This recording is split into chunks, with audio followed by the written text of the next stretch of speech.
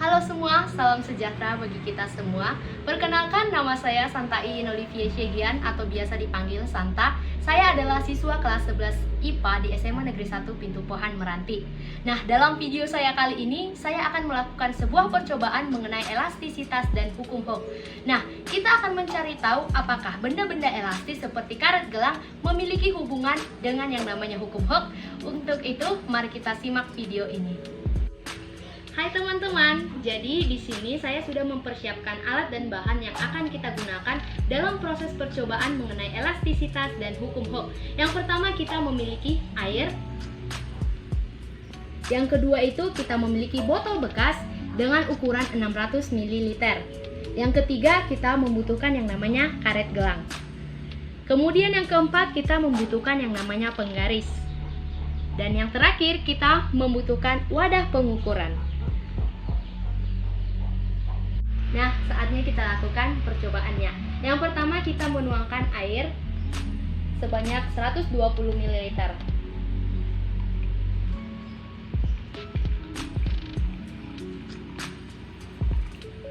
Nah, kita tuangkan dan kita masukkan ke dalam botol bekas ini.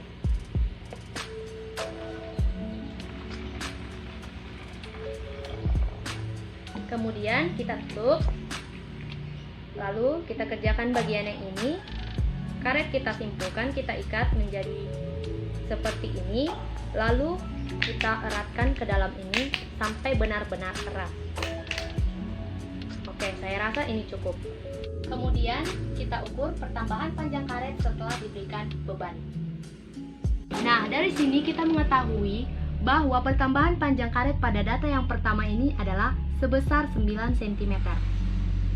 Kemudian untuk mendapatkan data yang kedua, kita lakukan hal yang sama seperti yang kita lakukan tadi. Kita tuangkan air ini sebanyak 120 ml ke dalam botol bekas.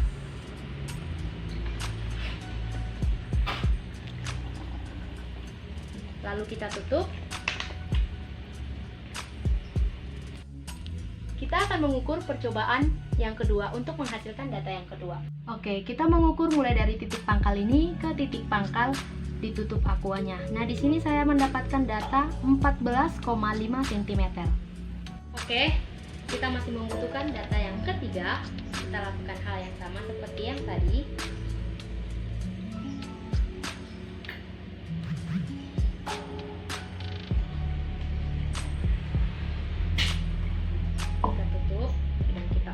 Berapa pertambahan panjang yang akan didapat. Kita akan mengukur percobaan yang ketiga untuk menghasilkan data yang ketiga. Nah, kita ukur dari titik atas sampai titik bawah. Nah, di sini kita mendapatkan hasil 20 cm. Oke, data yang keempat kita lakukan juga hal yang sama.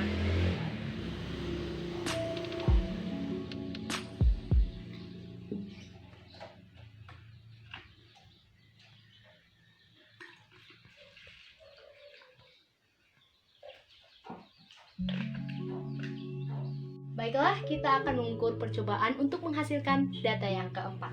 Oke, nah di sini kita mendapatkan pertambahan panjang sebanyak 24 cm. Nah, untuk data yang terakhir, kita lakukan hal yang sama pula.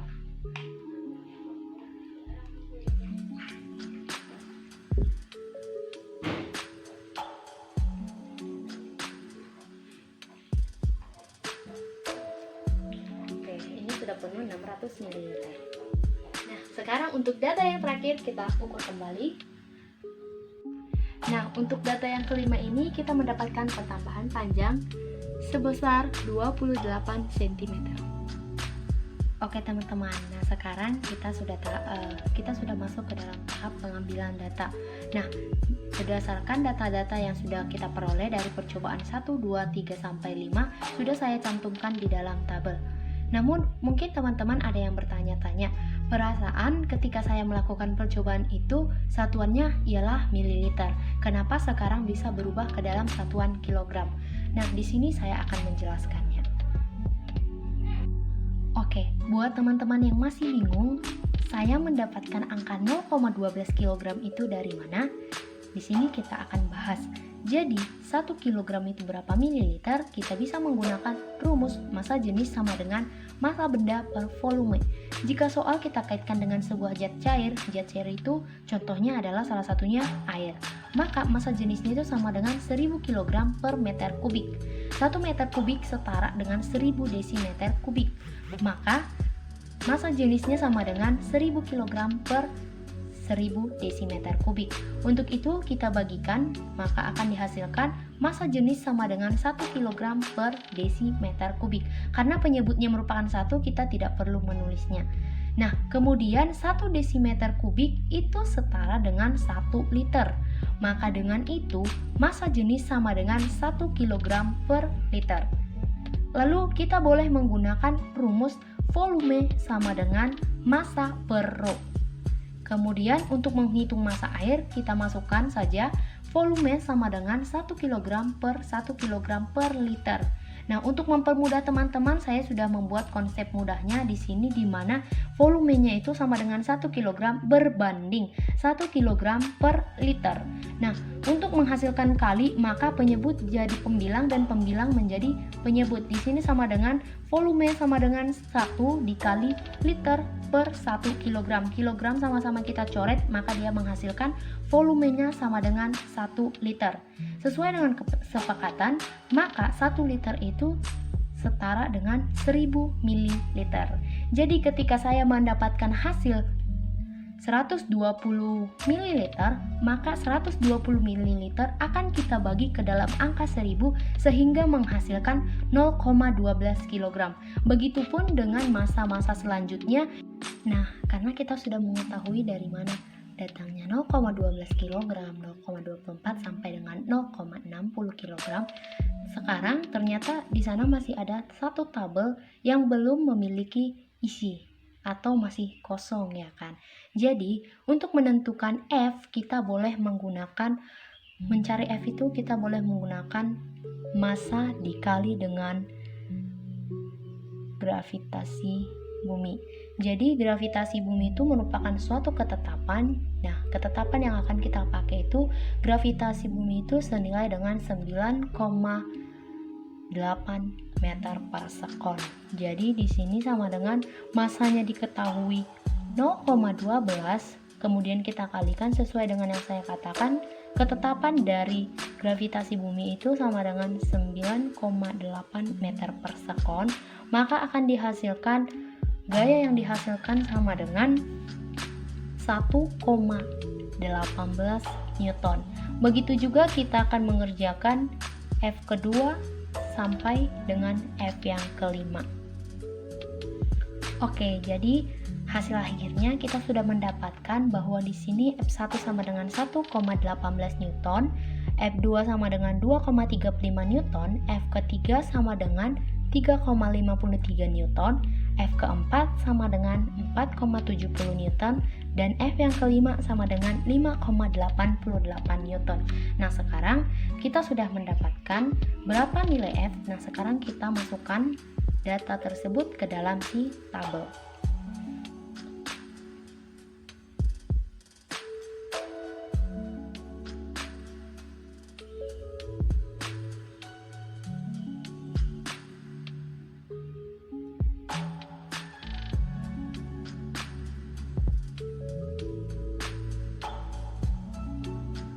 Oke, berarti datanya di sini sudah lengkap.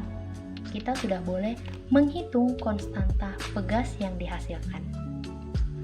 Oke teman-teman, berdasarkan data yang ada di tabel, untuk lebih memudahkan kita, untuk lebih ibaratkan memberikan gambaran kepada kita bagaimana sih konsep daripada pertambahan panjang dengan massa yang sudah kita berikan tadi. Jadi konsep grafiknya boleh kita lihat pada gambar di sini, di mana konsepnya itu semakin berat atau semakin banyak literan air yang kita masukkan ke dalam aqua botol tadi, maka ternyata itu menghasilkan pertambahan panjang atau delta X-nya itu semakin panjang, yang artinya memang F dengan delta X itu berbanding lurus. Jadi grafiknya itu dia linear atau ke atas.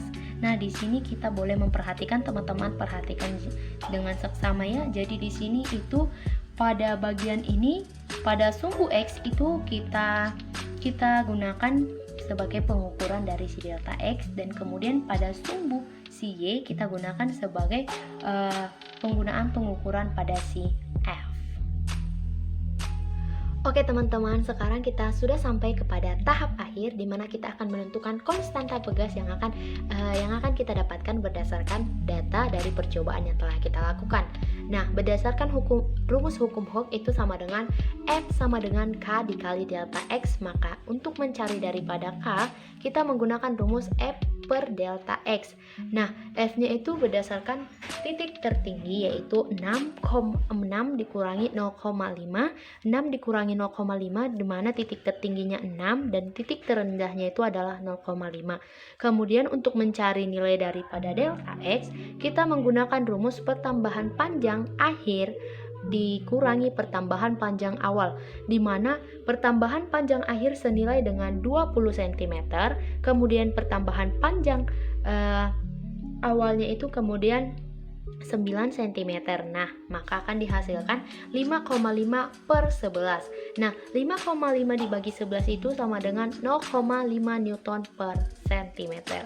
Jadi hasil akhir dari konstanta pegas yang kita peroleh berdasarkan data-data yang sudah kita temukan ialah 0,5 Newton per cm. Oke teman-teman, berdasarkan dari percobaan yang telah kita lakukan tadi, kita dapat mengambil kesimpulan bahwa ternyata karet gelang merupakan salah satu benda yang bersifat elastis dan memiliki hubungan yang erat dengan hukum Hooke, di mana setiap kita menambahkan massa di dalam botol aqua tadi, maka akan terjadi pertambahan panjang dengan karet tersebut.